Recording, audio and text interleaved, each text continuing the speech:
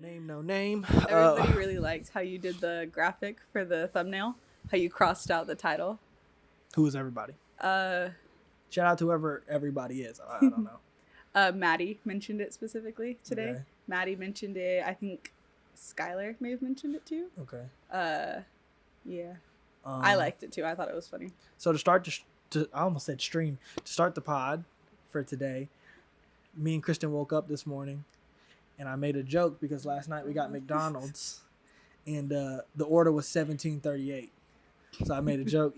You know, we're all gonna be making that joke forever. So I was like, okay, $17.38, and she said $17.38. Got the club going up. I was pissed. Listen. I was pissed. No. Let me get it all the way off. I said, what? She said $17.38. Got the club going up. I looked at her. I said, do you know who made that song? Like, yeah, of course. She said, Ray Shremmerd. Oh my God. I was sick. I was sick as hell. Oh my God. Okay, listen. I was sick as hell. That's how I started the day off. That was the first, 10 minutes of being awake? Yeah, that was insane. That happened immediately. So, like, my only defense, and it's barely there, honestly, is we just woke up. Nah, That's it. That's all I got. No, that's crazy. I have nothing else. I just have... Club going. They don't even work together. They don't even work together. And then for half a second, after he corrected me, or he didn't correct me, but after he was like, what the fuck are you talking about? I was like, am I bugging? Like, who is that then? Like, who's singing this? And what are the next lyrics? Because if that's not the next words, then I've lost it, right? So I go look it up. That shit crazy. Yeah, that was a wild one. Like, moving on. 2016-year-old me would be very disappointed in that. Anyway, moving on. Episode 2. Episode 2, no title. What if we call it that? A lot of people said that they enjoyed the first episode. So that's good. That's good. Because it was kind of a mess, but... I don't think it was that bad. I think I was that bad. You got room for improvement, but like podcasting isn't as just simple as just talking. Like people think I can grab a mic and just talk. Like a good podcaster, like a Joe Rogan, a Joe Budden, you can tell they know how to place topics. They know how to transition. They know how to debate and let people talk, but also have the moments where the other person is going crazy and they're debating back and forth and know how to reel it in. We bickered like kids, so we're gonna definitely have to work on like going back and forth on something, and instead of being angry, just moving on to the next topic. We don't move on well. I don't move on. We've gotten a lot better at it. We have. Anyway, yeah, this it's is been not 6 years. this is not couples therapy. But anyway, was there anything we really want? How was your? Oh yeah, every podcast I watch, at least the ones I like the most, they always do like a little week recap. Ooh, okay. So we're not going to hop just right back into topics. Mm-hmm. So, you know what I'm saying? A little warm up, a little icebreaker. How was my week? My week was kind of all over the place, honestly. Like, I had a couple days this week where I didn't work until like 3 o'clock in the afternoon. Nasty. Instead of working at 10 a.m. how I usually do. I usually start the day at 10 a.m. and then I'm usually trying to be off between 4 to 6. There was a couple times this week that I didn't even start my day until like 3:30 in the afternoon. So that really threw off my schedule. So I felt like it was Friday like 2 to 3 times this week. Yeah, it was kind of a mess. And then even today, it's Sunday, but I worked today. So it actually felt more like a Wednesday to me today. I know. It was weird. So my week's kind of been all over the place. And I did kind of learn when the first episode went out, I did kind of realize that podcasting is going to be a hard format for me for multiple reasons other than just like talking, but also because I don't relate to myself last week. I'm a new person. People are gonna get that. I would like to know. The girls would understand. I had a few. I would like to know, I had a few people say, why is Kristen saying Girly Popz so much? And these are people we both know, and they're like, she never says this when I'm around. And I said, I know. Who said that? Federal ass questions. Yeah. Snitch. I would want to know who said that. It's definitely more, it was fun. It was just funsies. Like, you're not being yourself. Also, fuck off. Yes, I am. No, you're not. You don't say girly pop like this ever.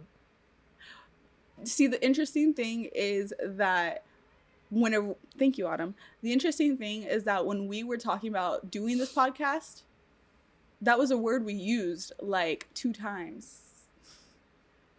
I was going to say 2 to 3 times. I'm going to get on to my week. No, we used that word, though, specifically when we were talking about it. So that word was, like, in my head because we had just talked about it the day before. And I was like, oh, okay. So I'm trying to come up with topics and things that the Girly Popz are interested in.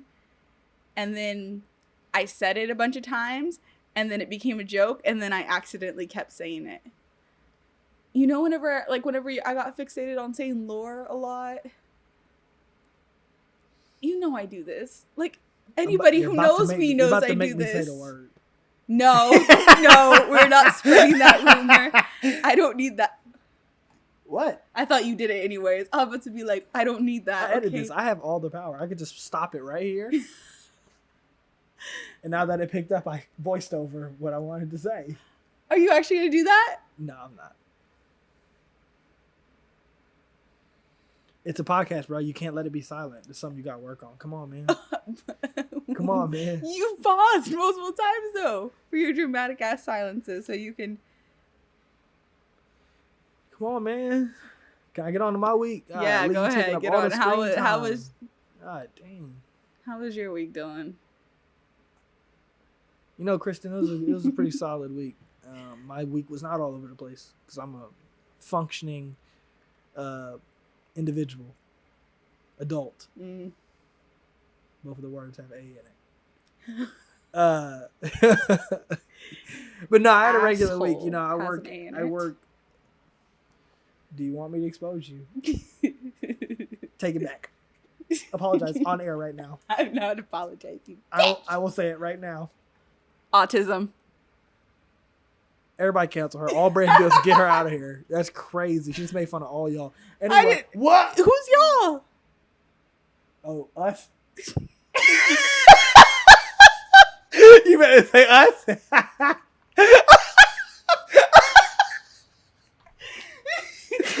That was a good one. It was a joke, but I'm kind of worried because I really don't need this. I'm convinced Vern thinks I'm actually not that there's anything wrong with it. I don't think he's ever going to watch this. But oh, really? I don't think so, no. Oh. But it's good that I am genuinely convinced that Vern and his new girlfriend think that I have autism. Anyway, can we cut this out? No, we're not cutting. We're not cutting. We should cut this out. No, we're not cutting. No, people are gonna love that. We're not cutting this. Anyway, I work a traditional job, so my week was pretty structured, pretty normal. Nothing, honestly. I don't really have anything to write home about for this week. There was nothing too crazy that was going on. Yeah. I pretty much had a standard week. Monday, Friday, work. Nothing crazy at work happened. It's a pretty good time. Can't complain too much. Ever since I started this new job, my life's on a new, very scheduled, which I always feared. But actually, it's been really, really, really nice having a pretty good schedule, and on Saturdays and Sundays, having a certain day that's kind of loose instead of doing full-time freelance where it's every day was kind of loose and I figured it out. I don't know. I actually really like it. But yeah, I ain't got nothing to write home about for this past week, to be honest. We were dealing with some home stuff this week, literally with the house being worked on. Yeah, there's people working on roofs and stuff. Our whole neighborhood was kind of a mess for the whole week, actually. So they were here banging on roofs at 7 a.m. Oh my gosh. But anyway. Do we want to talk about that? You stole my topic. I did not steal your topic. That was my topic. That is my rightful topic. You're being sexist, but it's cool. That is not sexist. Cool. Are you? Wait, what's the Met Gala? What is it themed around? I'm sorry. What is it themed around, you bitch? You bitch. What is it themed around? Are you actually asking me that question right now? What is it themed around? Okay, yes, like I get that. Say it. What is it themed around? Men's clothes, black men's clothes at that. Yeah, thank you. But it's her topic. Ooh, I can't I'm stand saying no. y'all. I think Ooh. it. No, I'm saying the Met Gala specifically was my original topic because it's fashion. Okay. It's fashion. It's art. It's design. Okay, you don't do none of that. So what's your point? You don't design nothing. I don't, but I love it though. You could though. You're pretty. I would ask for your number. See how she blushing? Anyways. Yeah, but the Met Gala theme was officially announced this week, and it's definitely an interesting theme. I wasn't expecting this for sure. I got a lot to say about it. You have a lot to say about it? I got a lot to say. Okay, so I can already start now. I don't even need to hear anything else. Okay, well, I'm going to cover it first for those who don't know. Cover it? Yeah.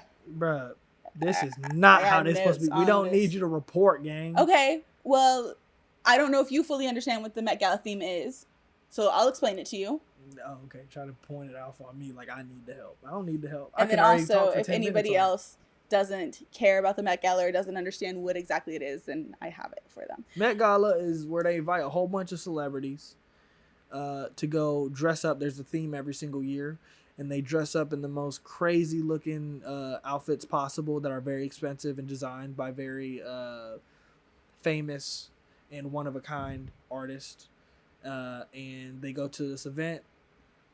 I think they actually had an episode about this on Dave. For anybody out there watch Dave, where it was a whole thing. But anyway, yeah.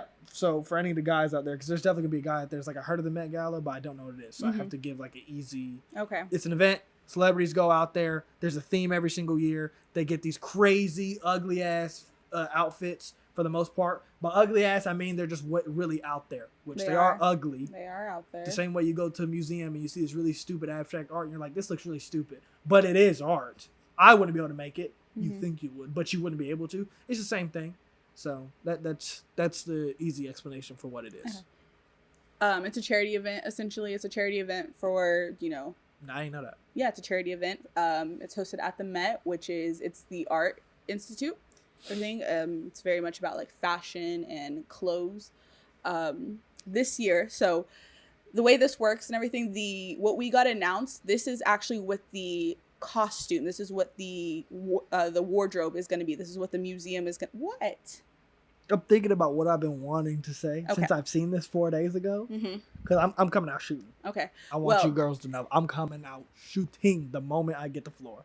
I'm worried about whatever you're going to say. Oh my God. Anyways, the museum, though, this is what the exhibit is going to be. That's what this theme is. So this is not the exact theme for how they're going to have everybody to dress, but the theme for how they're going to have everyone dressed is going to be based off of this. So it's not going to be very far off, but this theme isn't actually the, inspiration. No, I guess it is the inspiration. I guess that's exactly what it is. But it's not the exact theme yet for what the celebrities are going to be wearing. Does that make sense? Not really. So, so there's the museum and the costume part of this and everything. There's going to be the exhibit, right? You say costume? So they're considered? The Costume Institute. Like, it's a whole... The Met Gala is a museum. Okay. Where they show the exhibit, and the exhibit are clothes. Okay. So, this year's theme for that is superfine tailoring black style. It is a take on Black dandyism as a subject, examining the importance of clothing and style to the formation of Black identities in the Atlantic diaspora. The focus is exclusively on menswear, with the purpose to explore the style of Black men in the context of dandyism. For reference, for anybody who doesn't know what dandyism means, a dandy is a man who places importance on physical appearance, personal grooming, refined language, and leisurely hobbies. This is all going to be based off of the book Slaves to Fashion, Black Dandyism and the Styling of Black Diaspora Identity by, what's her name? The author is Monica Miller. She's also going to be the guest curator, which is the first time that the Met Gala's ever had a guest curator. This is a big deal. So she is going to be the person who wrote this book, the author of this book. She is a professor, and then she is also the chair of... She's a chair of something important at some colleges. Oh, Africana Studies. So, that is who she is. She's the author of this book. So this is all going to be based off of the book that she created. This is specifically Black dandyism as an aesthetic and to the culture of Black men. And of course, the chairs are probably who I'm most excited about for this. I'm very excited for who the chairs were announced to be. So since you're looking at me like that, I'm going to continue to go on. The chairs were announced. They're all Black men, including... Why do you give a fuck about who's on the chair? Because this is fashion. This is important. All of these None of these niggas are fashion niggas. I know 3 of the names are on there. And why are they on there? Okay, let's go over this. Because if that's what we're saying, I'm arguing against that. If this is what I heard. Okay, so the chairs are all Black men, including Coleman Domingo, Lewis Hamilton, A$AP Rocky, Pharrell Williams, and the honorary chair is LeBron James. The only person... We got an NBA guy and a racer on there. Lewis Hamilton is probably the one who I'm most excited to be about on this list because he is huge in fashion. What you mean by that? His fashion... What you mean by that? I mean, his fashion is ridiculous for men's fashion. You fawning over somebody named Lewis? Is that what you're saying? No. Oh, okay. No, but his fashion, for men's fashion, he is somebody who is always trying. He's not just wearing a black suit to an event. He's a racer. We don't care. People do care. F1 is huge. We don't care. Okay. But no, his fashion, he was probably one of the ones, whenever he was announced, it was a huge deal because his fashion sense, he's done modeling. He has very much been in the fashion space. So this is a big deal. He himself is a lover of fashion. I care more about Pharrell. Pharrell being on that list is huge too. Opinions on that? On Pharrell? Yes. Being on the chairs? A chairman? No, not really. I mean... Do you think, do you agree with that? Versus, like you said, LeBron and Lewis being on there are no's, so... Well, I was ignorant. I didn't know Lewis cared about fashion. I just knew he was a racer dude. I don't know why the hell they got LeBron on there. I guess that nigga was... He was a... Can I bring my friend? And they were like, sure. A$AP... That makes sense. He's huge into fashion as well. A$AP's such a cornball, though. I'm sorry. He is such a cornball. If he was not with Rihanna, he would be so irrelevant today. More than he already is. He's already not that relevant. Like, I can't wait for his album to come out and for it to sell 80K first week whenever it comes out in the next few months. Nah, I'm joking. I didn't know he had one coming out. It'll probably sell like 150, which for how he be talking about himself is not a lot. But I didn't know he had an album coming out. He's just corny. And I fashion. I didn't understand until I got older when I realized we really let him call himself Jiggy. And we all thought this was really cool. And then now I'm 23 and I hear him say it on a song that he just came out with this year. And I was like, at least I think he said it on that song. And I was like, you sound like a cornball. If I knew somebody in real life that said that, I'd be like, yo, shut up. You would say something like that. You'd probably say something a little bit more mean than that, actually. But, yeah, I mean, sure. Mm-hmm.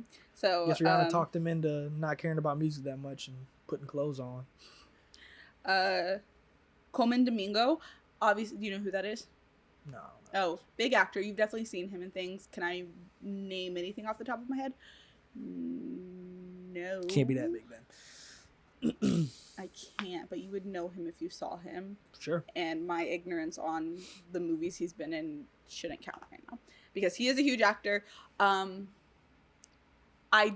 don't personally know much of his stuff when it comes to the fashion world. However, I have only ever seen him dress very nicely at any of the red carpet events that he's been at. I have seen his looks at the Met Gala a couple times, I believe. I don't have any hands down that I can really be like, oh my gosh, this was crazy. He did this huge look, blah, blah, blah. I don't have any of those moments, but I remember I've heard something about his looks before, and he is also somebody who is trying whenever he goes. He stays on theme. He is trying new things. So from what everybody said, this also seems like a very good placement. I know he's also done a lot of his modeling things. He has very great fashion as well. He's also, I believe, the oldest one on this list. He's older than Pharrell? How old is Pharrell? Pharrell looks really young, so... Doesn't he? Pharrell does not look young. I thought he did. The hell are you talking about? I guess I haven't seen Pharrell in a while, but... Pharrell actually just came out with the Lego movie.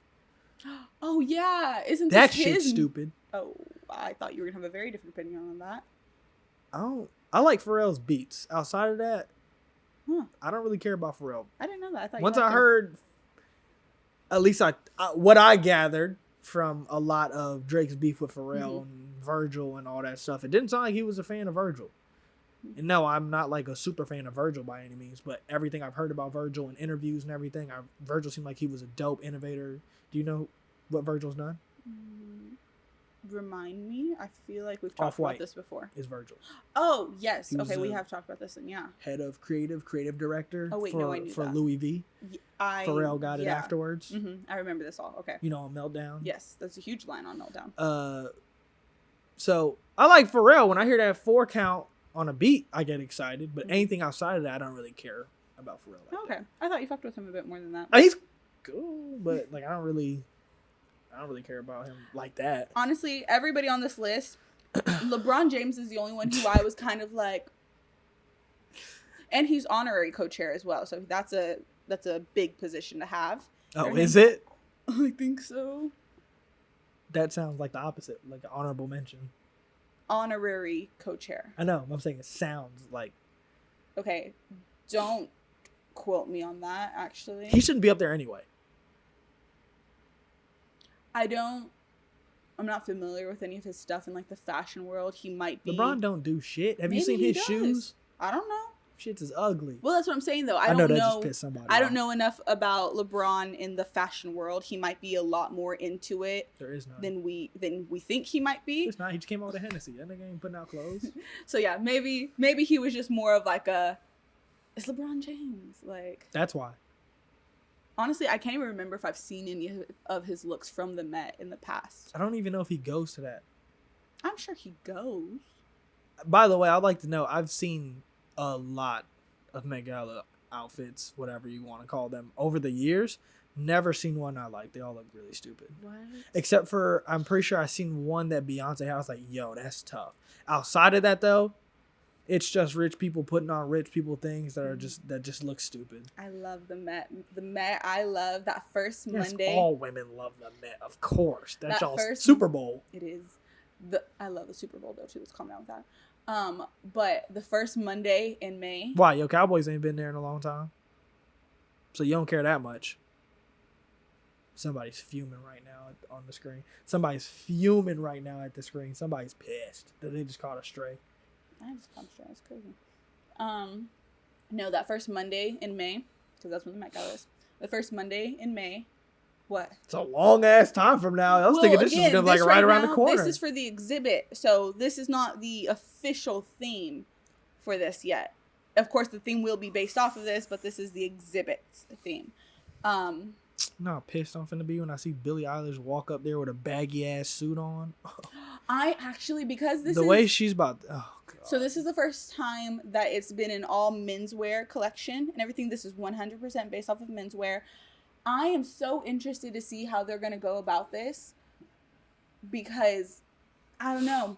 I wonder if we're going to see any kind of dresses with this. I wonder how we're going to, because again, I also don't want to see only suits. I don't want to just see suits. I want to see more. I'm really interested to see how these designers and these stylists take this. Why are you trying to police black men? What the fuck are you talking about? It's themed around black men. It is themed around So black let us men. be what we want to be, bro. You're trying to police it. I'm not trying to police shit. They're always trying to bring us down. I'm Stay really, strong, brothers. I'm really wanting to see what the artist can do here. And I'm serious. I'm really trying to see what the artist can do here because I feel like it would be missing the point of the Met Gala and the exhibit to only have people dressed exactly the same in slight variations of it. People do the most creative things. Last year, Tyla, wearing the Sands of Time, she literally wore a sand dress. And it was one of the most beautiful looks that we got last year. I absolutely loved her look. Heavenly Bodies will always go down in history as one of my favorite Met Gala looks. What is that, 2017? Everybody everybody hit for that theme. Ariana Grande's was amazing. Blake Lively's was beautiful. Like, Jared Leto's was amazing. Like, everybody hit for that one. Camp was so good. The camp theme, Cardi B, amazing. Both Kylie and Kendall, that was some of their best looks that they've ever turned out with. Like, Zendaya, she had the Cinderella performance. Lady Gaga, amazing. I'm excited for the Met Gala. I was excited to see this, and I'm very excited for who the chairs were. And of course, we're working with Anna Wintour. So, okay, so speaking of Anna Wintour, I want to talk about all of the sequels coming out, including The Devil Wears Prada. Banger. You watched The Devil Wears Prada. Yeah. I'm so impressed that you have watched as many rom-coms as you have. Also, I am not the one who is like made you watch these. You've watched these by yourself, and that is very. The Devil Wears Prada. That's a rom-com. I don't think you know what a rom-com is. Okay, this maybe is not the second rom-com. time you call Yeah, something a rom-com. That's not a rom-com. Okay, maybe not rom-com, but like, I don't know what to call these then. Like, they're like these girlier 2000s movies. I like Anne Hathaway. Yeah, Anne Hathaway. She has 2 huge ones coming out. My childhood, The Devil Wears Prada, and Princess Diaries. Yes. 3, we get our Queen of Genovia back. Second one wasn't that good. So we do not talk badly about Mia Thermopolis. Wait, you didn't like the second one? It was nowhere near as good as the first one. The first one's amazing. The second one felt kind of flat. Was my favorite. Cornball. A little bit too. It wasn't a come up story no more. She already made it. But I like him. But no, this was her becoming a queen. She wanted to become a queen by herself. She was fighting for her right as a woman. What do you mean? We don't care. Anyway. First one was really good. Not anyway. Shit. What the fuck was that? The first one was really good. Yes, the first one was actually amazing. Becoming a queen in that one. I have beef on behalf of every curly girl ever, and on behalf of me being a curly hair specialist. In the first movie, the iconic transformation of Mia Thermopolis is her before photo. Only Paolo can take this and turn it into a princess. Like, this is an iconic scene that we all know and love. It's her makeover scene. We always love a makeover scene. For Mia's makeover scene, they take her from her messy curly hair to straight hair. Yeah. And it's like, no, this is awful. We could have and should have just, maybe given her some moisture. But you gotta think some gel. But you gotta think, Kristen Curls was not around. Diva Curl was not around. Rizzo's Curls was not around. Oh, I thought we were gonna... The sponsorship was crazy. I thought we were going to add... I was so caught up with my own big-ass head that I didn't even get to the point of... I thought we were going to... The sponsorship. Yeah, I thought... And today's sponsors. Yes, only 2 episodes in, we actually did get a sponsor. So, we're actually going to insert the ad read now. We don't have a fucking sponsor. So Freaky Friday is also coming out with another sequel. Yeah. Jamie Lee Curtis's old ass is back. Lindsay Lohan stopped taking them perk 30s, took all that shit out her face. She's back. She looks normal. She looks like really pretty good. Lindsay Lohan. She was always a pretty chick. She stopped looking she put her lips in a bottle and sucking for 5 minutes straight doing the Kylie Jenner challenge that kids were doing back in 2020, 2021. What a crazy challenge. I actually watched a Christmas movie last year that she was in. It actually wasn't half bad. It was about her falling off of a cliff or a mountain or something while she was skiing, I think, and she lost all her memory. And she had to go, and she was super rich, and she had to go live with pretty much regular people. A classic, one of the classic Christmas movie. What? Don't say the word. Tropes. Oh God! It is a trope. I'm so serious. And that's what they are. They're tropes. They're anything from movie tropes to book tropes. Of course, they're always based off of a book trope. Duh. I just not thought of. But they're so good. There's parallels between your world and my world. Men and boys have been ruined by streaming culture. Women have been ruined by book culture. Oh, that's fine. Ruined by nothing. Yes, lore, trope. Lore and trope. Lore I got from BDSM, all that weird shit y'all be into with the spicy books. Smut. Oh yeah, I know the term. Yeah, it hurt. It hurts nothing. Yeah, it hurts nothing. Yeah, and I heard back from a few people that watched it with their lady, and they said that they laughed at that part where I called them out, where I called y'all some freaky frogs because y'all be reading that shit. That's weird. It is not. Yes, it is. Y'all want to get on men about watching certain things? Reading it is 30 times weirder. That is weird, and I don't care what you say. I don't care who's gasping at their house right now. That is way weirder than watching a video. Way weirder. Reading words is way weirder. Because it's always going to be cringe. It's always going to be cringe. If I do say this all the time, if I was to ever be like told the things in my books, if you were to ever try those things in my books, if I was to ever be approached, that is pure fiction and book stuff. It is always like, that would be so fucking weird. Yeah, you are weird individuals. You say that, and then you go watch a crime doc about cringy, murder. But you would never want to. Yeah, exactly. Me and my client today, we were talking about y'all just window shoppers. The new documentaries that have been out. Did you say window shopping? Yeah, that's how y'all live y'all's life. Window shopping's crazy. No, but the new Freaky Friday movie though, I'm very excited. I'm more gassed up about that than the other two. Really? Yeah, I am. Freaky Friday is more of a classic than the other two. Universal classic. I think Calvin would see that and be like, "Nah, that's cool," but I don't think you'd care about the other ones. I love Freaky Friday. I remember it was one of my favorite movies growing up. I haven't watched that in a long time. I should spin that back sometime soon. And then The Devil Wears Prada. That is a true classic you want to know what's funny? To me. I would actually love that movie. I like that one more than the other one. Than Freaky Friday? No. Princess Diaries. Yeah, I'd actually be more excited for that than the other one. Meryl Streep. Maybe because the second one wasn't that good, so I don't imagine it's going to be that good this time. It'll be more nostalgic because we're still in this nostalgic era that I'm so over. Like, nobody's being creative and original anymore. Yeah, I can agree with you on that. These three movies do not count though. Okay. No, they don't. Yes, they do. These are the nostalgia era, so they're there. These are the exceptions to the rule. I am so ridiculously excited to get Princess Diaries 3, to get The Devil Wears Prada 2, and to get Freaky Friday.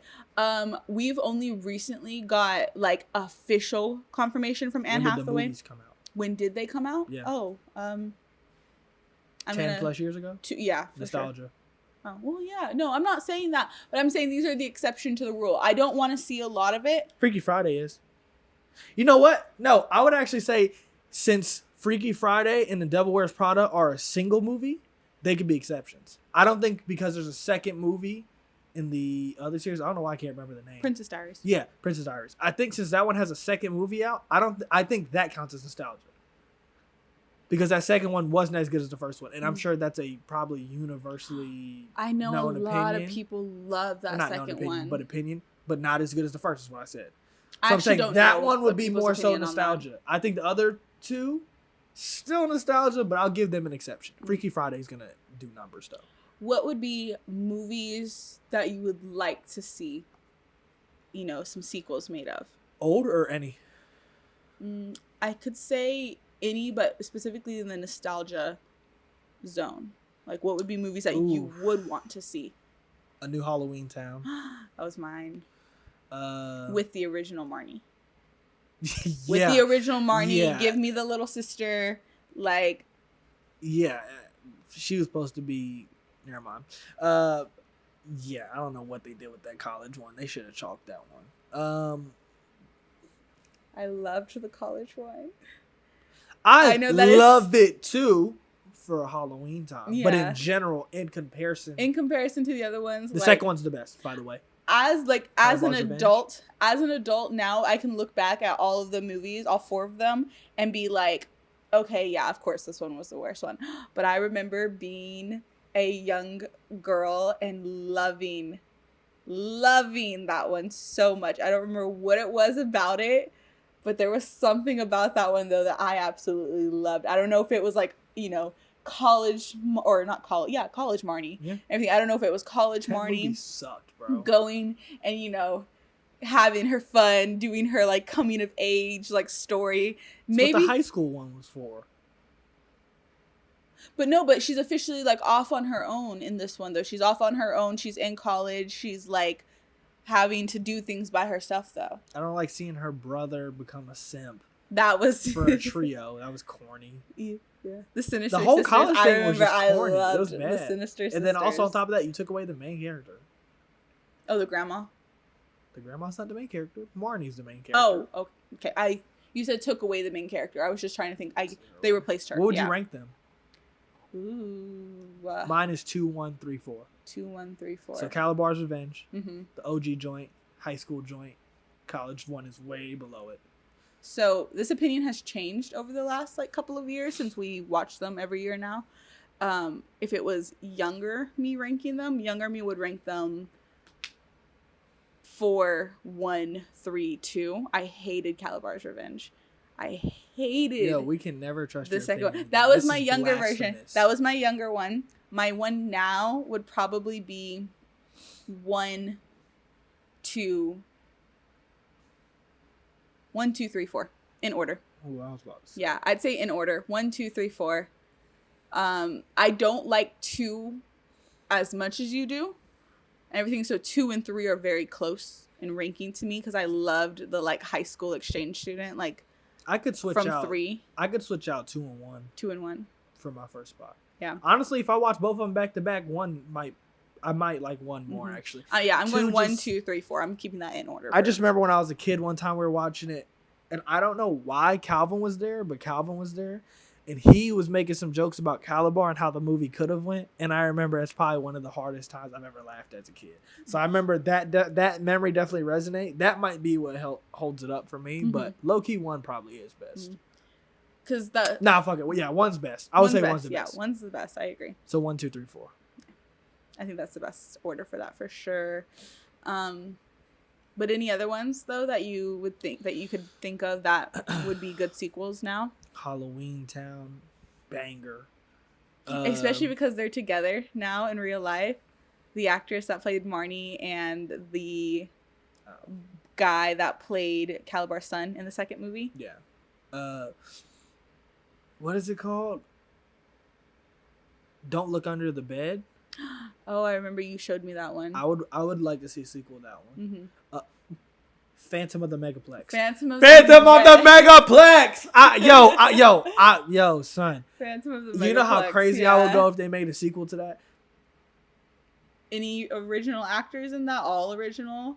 Like, where does that fall? Because that was an older one. That was an older one even for us. Yeah, that was an older one for us. That was coming on at 3 a.m. on Disney. So yeah, that was an older one for even us. So they are like. I don't know. Sure. I don't think I would really care too much. Okay. I can't even picture any of the actors off the top of my head Me at either, this exact actually. moment. No, I know what the main guy looks like. Phantom of the Megaplex. I'm thinking like Disney. No, I don't know. I can't think of any. I can't think of any. I'm in the Halloween Town was definitely like the big one. I mean, granted, we also got 4 Halloween Towns, so it's like we don't need another one. But I would love to get more of Got the Hocus Pocus sequel. The Hocus Pocus sequel. The was Beetlejuice, not bad. The Beetlejuice sequel. Not bad. Well, I haven't seen the first one, but not bad. I always forget that you haven't seen the first one. It's so crazy. The Hocus Pocus Beetlejuice is my favorite Halloween movie. I was about to say Christmas stuff too, but I know we are actively avoiding Christmas stuff right now. No, not yet. What if we did a Halloween episode? Because you know we're gonna be gone that weekend. The first is what, Friday. The second is Saturday. So we're gonna have to film like on a Sunday and then like a few days later. Because that's how committed I am. I want to have them out. Okay. Do we dress up? Absolutely, we dress on up the pod. I think we're gonna be sitting in the costume for an hour. Well, I guess it depends on how we want that to like go and everything. I was thinking we would dress up for it, and then the one that got put out on Saturday or something would be the one that would be dressed up for it, and then the next one would be we'd be in November for it. Oh, I haven't put any thought into that. Okay. So. But anyway. But yes, I agree. We should definitely do a Halloween episode. Okay. Yeah, but those are my topics, though. Oh, is it fella time? It is the guys' time. Ooh, my time to shine. All right. So, What are we gonna start off with here? You wanted me to start it? You know what? We'll start it light. Okay. Speaking of Halloween Town and scary things, what's your worst experience at work? Ooh.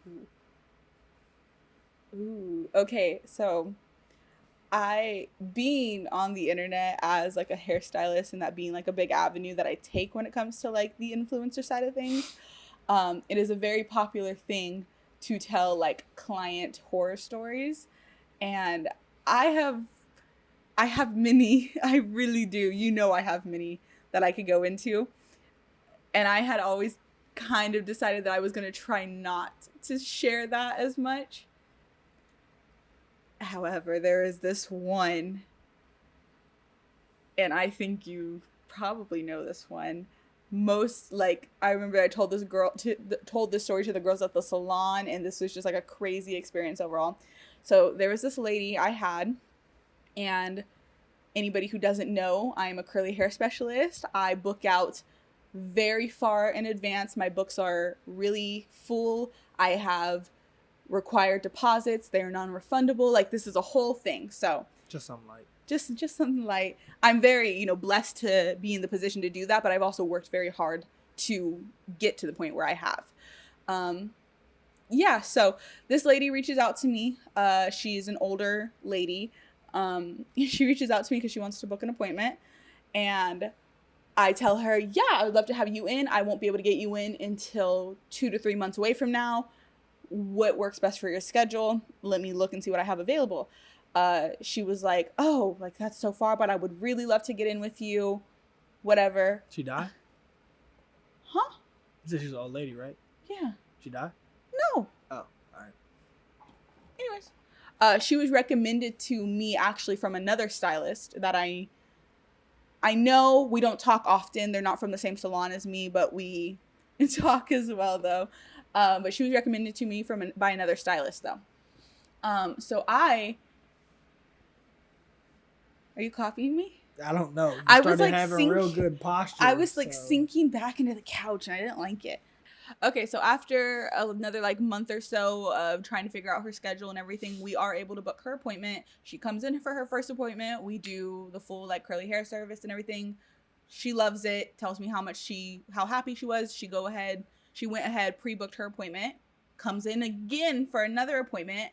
She drives from out of town, so she at this point has spent many hours driving to me, driving home, being at her appointment for a couple hours at a time. Like, this is a very big commitment for her. She has her second appointment with me. Again, loves it.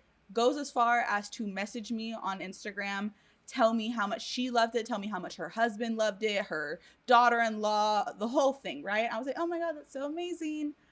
Thank you. I'm so happy. Thank you for trusting me with your hair. So her third appointment, she has also pre-booked this appointment. She has also put down her deposit, which is required. She messages me a little bit before the appointment and tells me, hi, I need to go ahead and cancel my next appointment for December. I was like, yeah, okay, that's fine. When would you like to reschedule? And she tells me, she's like, no, actually, I don't want to reschedule. I'm going to go ahead and just get the deposit back, and I'll reach out whenever I want to rebook. And I was like, oh, okay. Well, per my policy, it is a non-refundable deposit. It can be transferred and everything. You have given me enough time for it to be a transferable deposit, but it is a non-refundable deposit. So if you would like to rebook, just go ahead and let me know when, even if it's like, months in advance and everything, we can put it down. The first thing, I should have not even answered that text message. This was probably 9:00 at night. I am laying down in bed reading my book, and I get that text message. And the text message that I get back, the response I get is, oh no, I don't like that at all. And I was like, type shit. Yeah, fuck what you talking about. I did a little head tilt, because my head tilt is, the fuck are you talking about? So she says that, she's like, no, I don't like that at all. And then she goes on to say how she did not agree to this, how she doesn't like this one bit. She eventually calls me a thief. Because you're black. She eventually calls me a thief. She tells me that this is coming out of nowhere, that she was not made aware of this. I learned very early on in my career from another experience. I learned very early on to do everything through text message. If I do an in-person consultation, I am sending a text message to the client that talks about everything we discussed in the consultation. If it is a phone call, I am also going to be sending a text message that has everything included in it. My deposit policy, all of my policies are the exact same for everybody. I have a notes app and I copy and paste it onto everybody's stuff. I can verbatim give you the exact speech right now. That is how well I know my shit when it comes to my business. And this lady wants to call me a fucking thief. Anyways, so I tell her, no ma'am, no. You've lost your ever-loving mind. So I go to our messages on Instagram.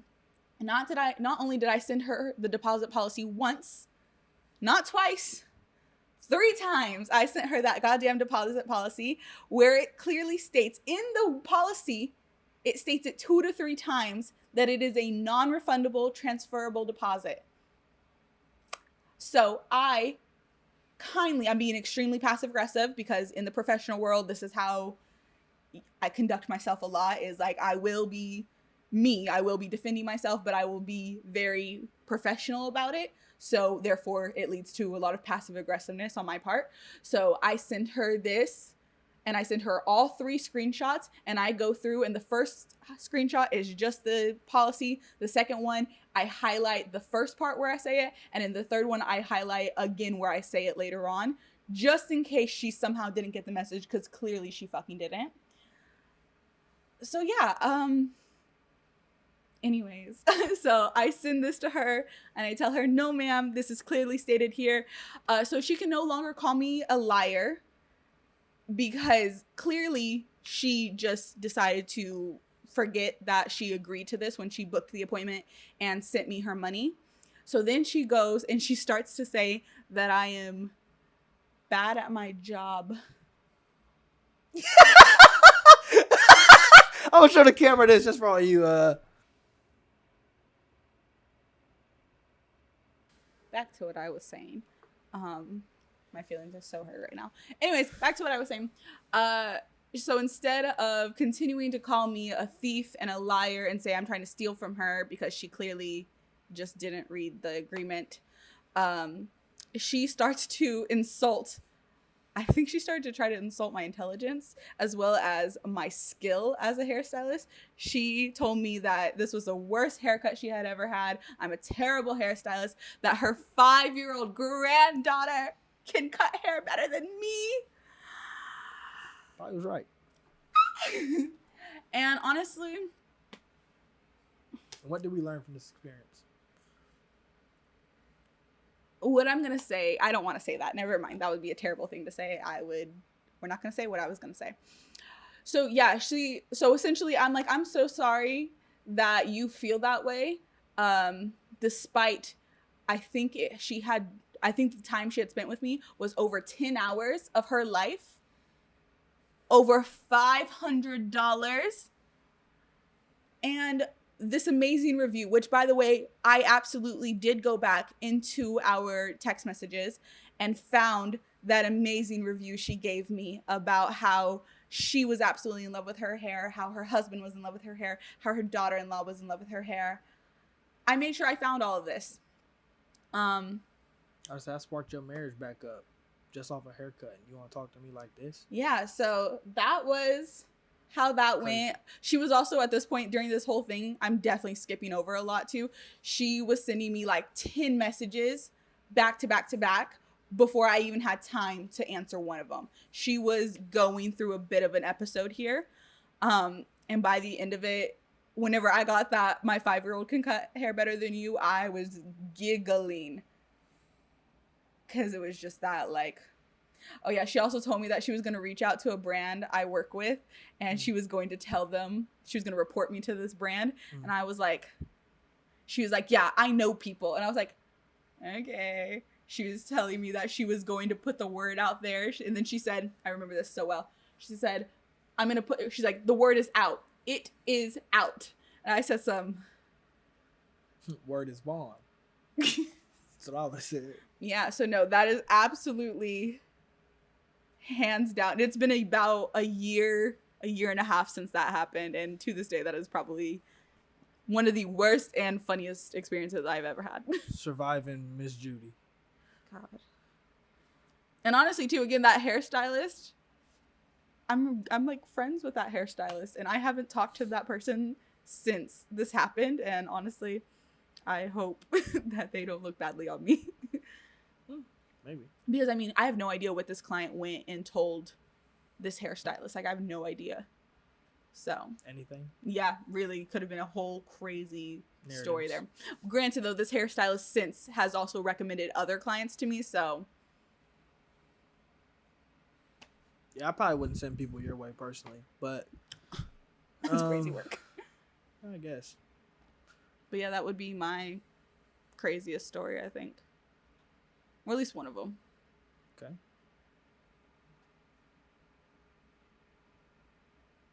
Bridget, nigga, be a podcaster. Now on to your story. What's your worst? Do something. Don't just let it sit there and be empty. We were just looking at each other. I thought we had a flirty moment going on. I was not flirting I with thought you were making eyes at me. me. I would never flirt with you. Ever. I'm sorry. Do y'all see the ring? Did we just get here by accident? It wasn't flirting. That's very direct. No, you flirt with me all the time. No, I don't. I need to be flirted with. What are you talking about? You flirt with me all the time. No, that's not me. I'm not a flirtatious individual. You are very not a flirt. I agree. I don't think you're a flirtatious individual in general, but you be flirting with me. No, I don't. Yes, you do. He's a lover boy, guys. Like, he's trying to act hard right now, but I'm not acting. acting. Be flirty with me. It just, never mind. What? On to my worst work experience, which mine isn't really all that crazy. I mean, I have a few, but I'm trying to think of what's dependent on the person I was working with, not just in general. Chris White. So anybody that keeps up with the basketball YouTube community, you probably know who Chris White is. Just some big ass white dude that is just problematic. Honestly, a really big cornball. He just always starts beefs with, or he was back when he was relevant, always starting beef with people like all the time, except for the people that were the biggest that you can't start beef with, like Devin, Cash Nasty, Jesser, like people that are the biggest in the basketball community, almost like the godfathers of the basketball community. You can't fuck with he them. stayed clear of them. He never tried to beef with them. He always showed respect. Anybody else, he would start beef with.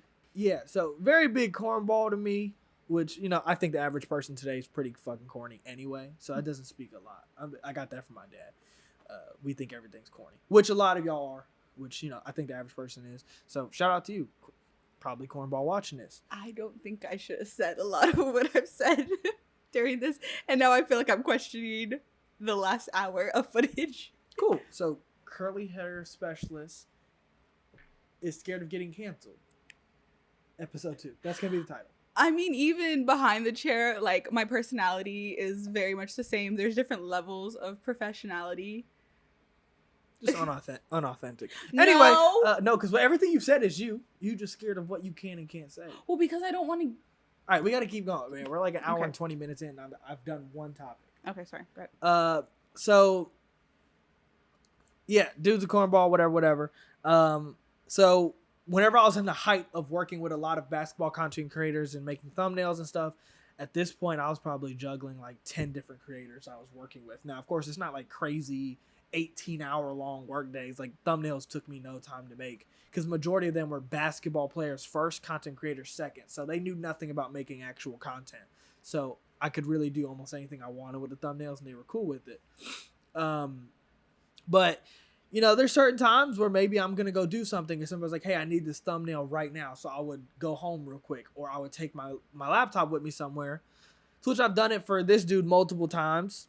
But what he liked doing, he liked having multiple thumbnail artists ready and sending everybody the same message separately. And whoever made it first, that's who he would respond to. and then pay them.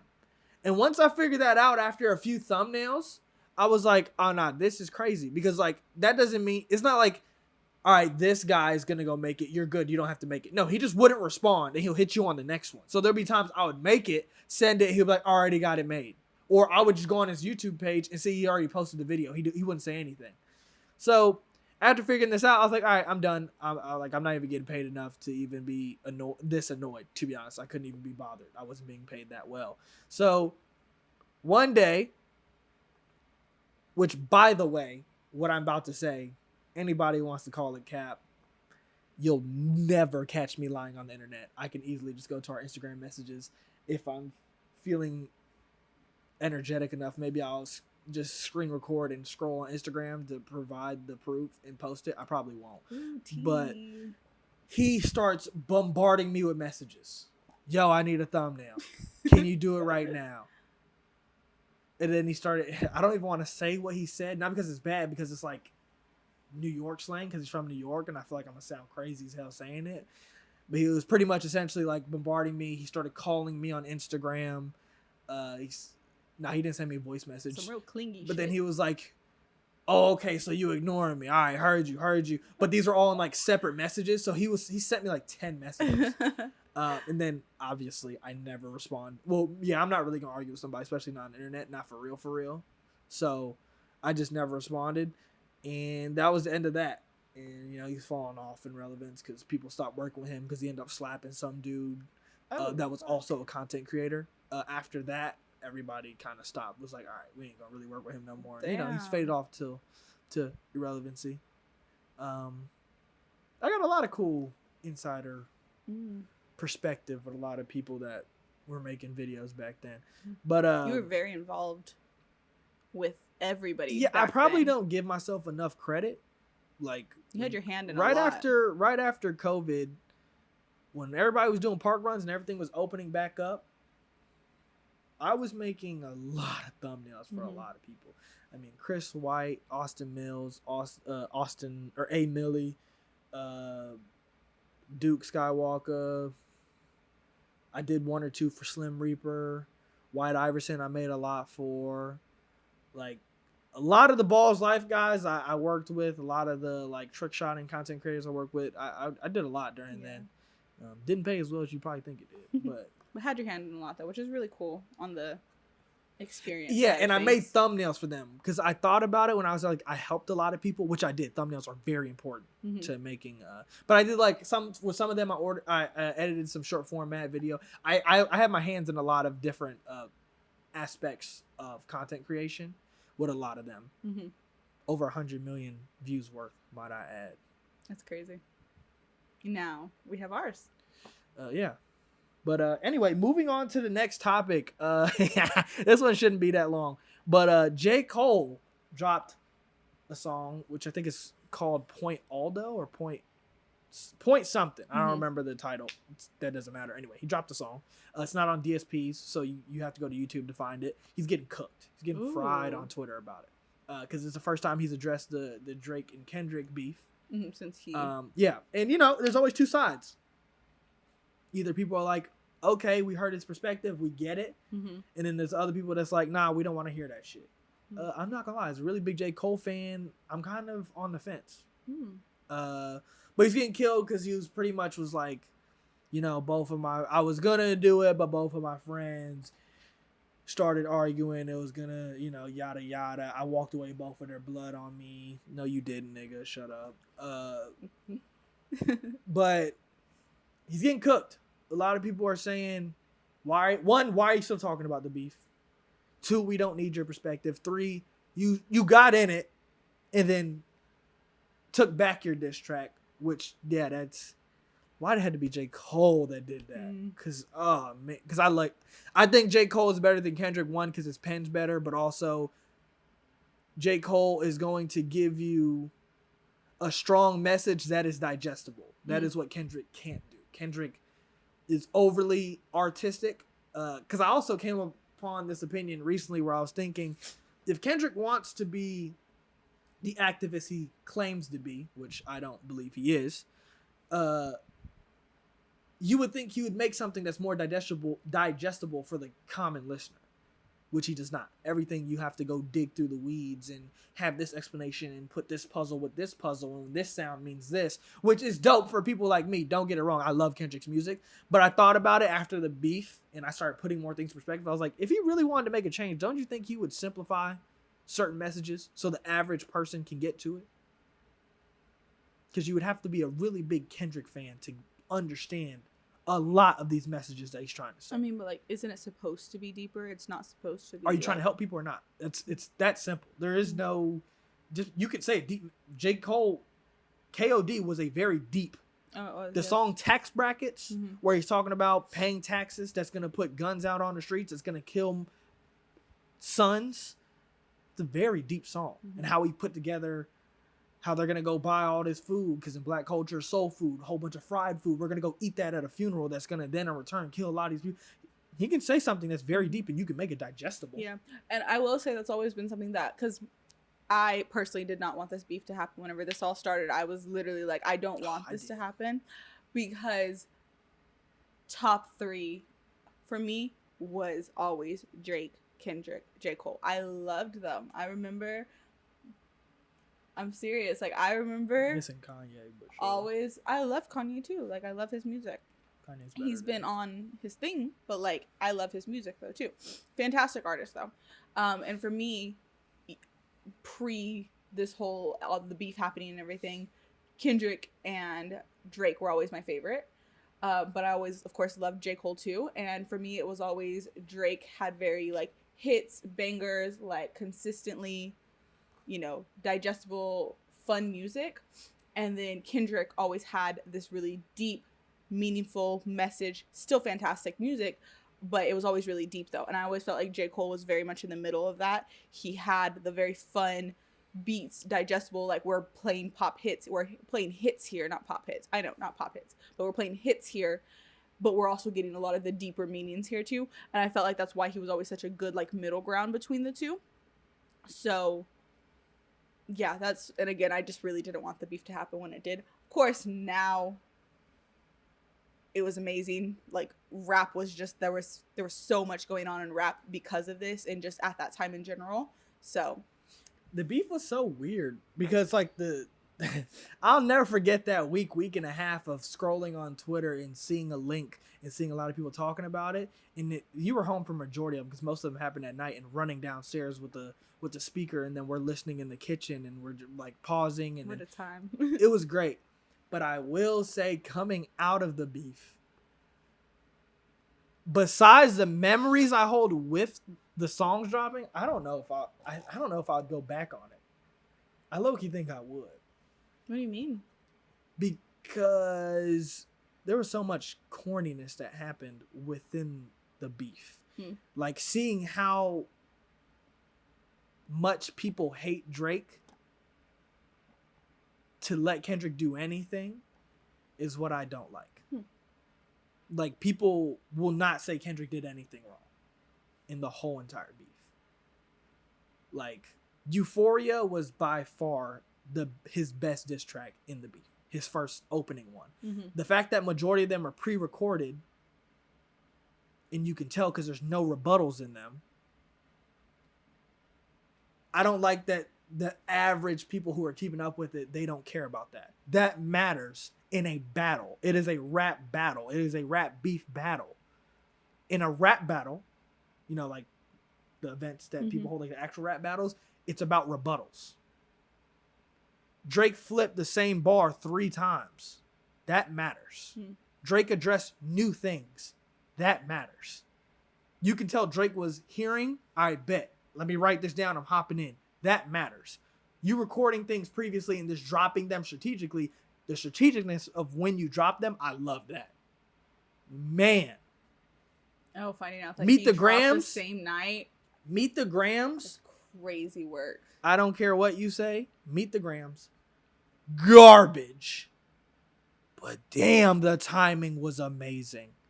Amazing. The timing was fucking insane. But I remember that. That was crazy. Garbage track. It was Poochie's. I haven't listened to that You had in a while. Why would you? That's the thing. That's the thing that people don't think matters. Oh, the beat sounded spooky. That's what everybody always said. Really? Y'all let Kendrick hop on this song and have a whole fourth verse talking about what he thought was going to be the next Pusha T moment of saying he has this 11-year-old daughter, to which the reason why it's even brought up and it's fresh on my mind again, because I kind of was over the beef, was because that same little girl, there's some event going on, and something else came out about the little girl that proved even further, without a doubt, that this has nothing to do with Drake. So it's like, y'all just let Kendrick do this whole 11-year-old daughter thing. He thought, he put as the last verse, he thought that was going to be his big red button. And nobody gave a shit. Everybody let him do it, and everybody's like, so what? So what? That's what I don't like. That's what I didn't like about the beef. That Kendrick had a lot of missteps, and nobody, the general public, did not care. But when Drake did one minor thing, it was amplified. And that showed me half of this beef was lost based off of how many people hate Drake. I was surprised. A win is a win. It don't matter. But still. I was surprised to see, after the whole thing, I was very surprised to see how many people, like, really weren't fucking with him like that. I'm not. I knew it was always like that. He's rapped about that in all the songs. He's been saying, I don't have real friends. I know yada yada.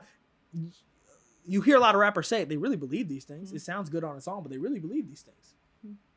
If Kendrick dropped the Family Matters, that's been my biggest thing. If Kendrick dropped the Family Matters, did a music video where he took something of Drake that was really important, maybe he did the whole head in the clouds thing and flipped that somehow, y'all would say he's the GOAT. If Kendrick had a whole second verse shooting at 6 of the biggest rappers in the industry and cutting them up in one verse, y'all would say it was the greatest diss track that was ever made. Would they not? Would you not believe that? If Kendrick had a second verse where he's shooting at 6 rappers at the same time, cutting them up, no chorus, straight bars for 2 minutes. Who's next on the list? Which one of my so-called niggas need a shelf on the clip? Knew I was always gonna have to clip y'all niggas. If Kendrick said that and then rap for 2 minutes straight, no, people would eat it up. Y'all would have said this was better than Hit 'Em Up, Ether. Y'all would have been saying it was better than every single other diss track. That's my biggest thing. We're keeping it consistent. If we flip how this went, it would look way different. But anyway, I don't also want to go too long on the beat. Whatever. Anyway.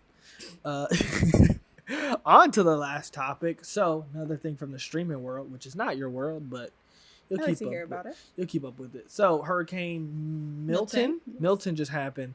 So, on Kick, of course, the, polluted website, whether you guys want to admit it out there or not, because a lot of people is like, don't put a whole blanket statement on the whole website. Well, why are all the worst douche streamers on that website? They're getting away with a lot over there, isn't it? Yeah, they're doing a lot. Jack Dorsey, Neon, Aiden, all these guys are on Kick. Well, Aiden's partial owner. Once they said that, I already knew what time it was. But anyway, so Hurricane Milton was coming, and this one streamer, random streamer, found this amputee that lived in his boat. His name, they nicknamed him Lieutenant Dan. Lieutenant Dan. I was keeping up with Lieutenant Dan during that hurricane. Yeah. So Lieutenant Dan said he was not leaving his boat during the hurricane, which he did not.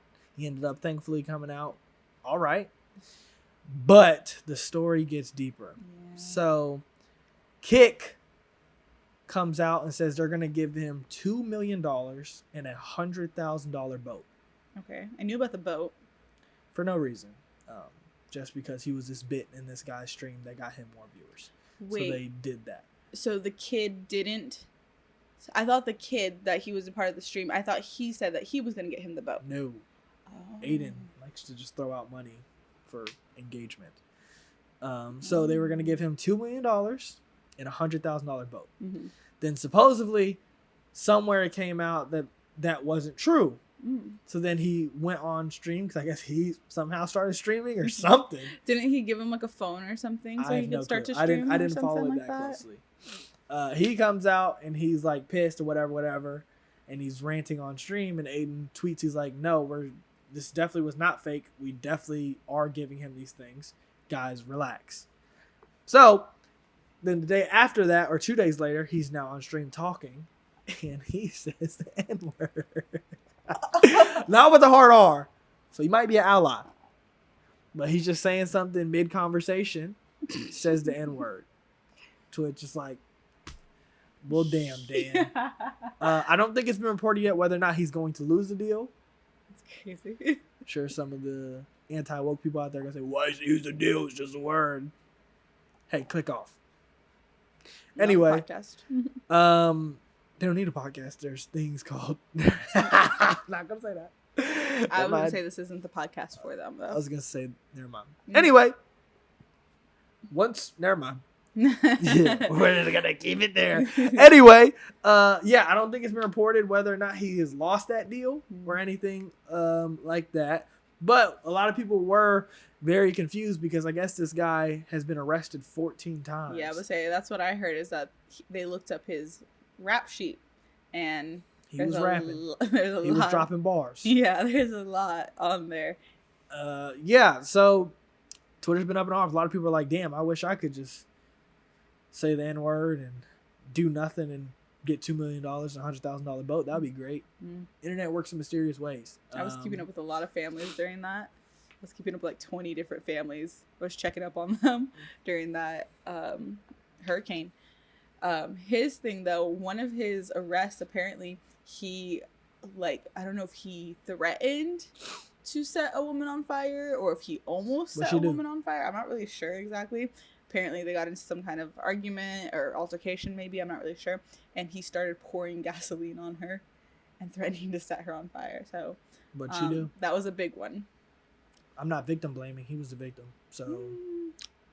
So interesting. I think that actually might be the definition of victim blaming. So he's the victim. What did he do? Tried to set her on fire. What did she do? Was almost set on fire. No, what did she do? Why did he do that? She was almost set on fire. Okay. Why did we get there?